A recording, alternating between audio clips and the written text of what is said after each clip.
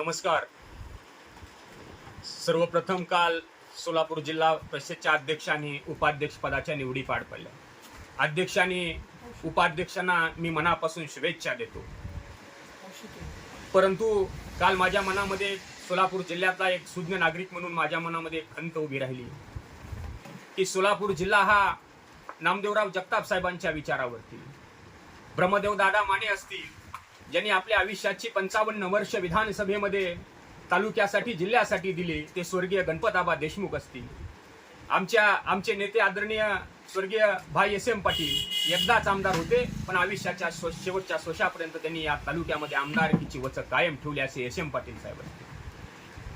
आणि त्याच्याही पुढे जाऊन मला सांगायचंय की सोलापूर जिल्हा आणि संबंध आशिया खंडामध्ये ज्यांनी सहकाराची ओळख करून दिली ते सहकार महर्षी शंकरराव मोहिते पाटील साहेब यांचा पुनर्कृती पुतळा जिल्हा परिषदच्या आवारामध्ये आहे. आणि खऱ्या अर्थानं अध्यक्ष आणि उपाध्यक्ष पदाची निवड झाल्यानंतर त्या पुतळ्याला हार घालणं अपेक्षित होतं, कारण सोलापूर जिल्ह्यानं गेल्या 50 वर्षामध्ये ज्यांनी हा जिल्हा उभा केलाय त्यांच्या पुतळ्याला हार घालणं अपेक्षित होतं. आणि काल भारतीय जनता पार्टीच्या स्टेजवरती अध्यक्ष आणि उपाध्यक्ष पदाच्या वेळेला जे स्टेजवरती मंडळी होती त्यातली 80 ते 85% मंडळी ही शिवरत्नाच्या सावलीमध्ये मोठी झाली आहेत. परंतु खऱ्या अर्थानं शिवरत्नाच्या सावलीमध्ये मोठी झाली म्हटल्यानंतर त्यांच्या मनामध्ये आलं असेल की सहकार महर्षींच्या पुतळ्याला हार घातला पाहिजे.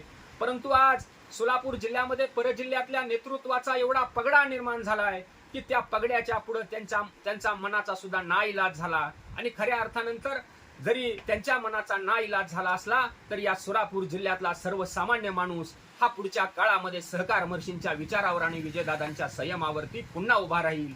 कारण मोहिते पाटील परिवारानं गेल्या 50-60 वर्षामध्ये या जिल्ह्यातल्या सर्वसामान्य जाती धर्माच्या लोकांना आपल्या मायेच्या छातामध्ये सामावून घेण्याचं सामर्थ्य मोहिते पाटील परिवाराकडे आहे. त्यामुळे पुढच्या काळामध्ये हा सोलापूर जिल्हाच नव्हे तर संबंध जिल्हा आम्ही विजयदादांच्या नेतृत्वामध्ये पुन्हा उभा करू. आणि खऱ्या अर्थानं माझ्यासारख्या सर्वसामान्य कार्यकर्त्याच्या मनामध्ये खंत उभी राहिली की राजकारणामध्ये काही पुढं मागं होईल. आज झाडाची सावली दुपारी इकडे असती तर संध्याकाळी इकडे असती. राजकारणामध्ये काही घडल, पण खऱ्या अर्थानं सहकार महर्षींच्या पुतळ्याला काल एक फुलाचा हार घालायला पाहिजे होता. जी मंडळी सहकार महर्षींच्या पुतळ्याला जर फुलाचा हार घालू शकत नसतील तर ते तालुक्याचा आणि जिल्ह्याचा विकास काय करणार, हा मात्र मोठा सवाल माझ्यासारख्या कार्यकर्त्याच्या आणि मतदाराच्या मनामध्ये उपस्थित होतो आहे. धन्यवाद.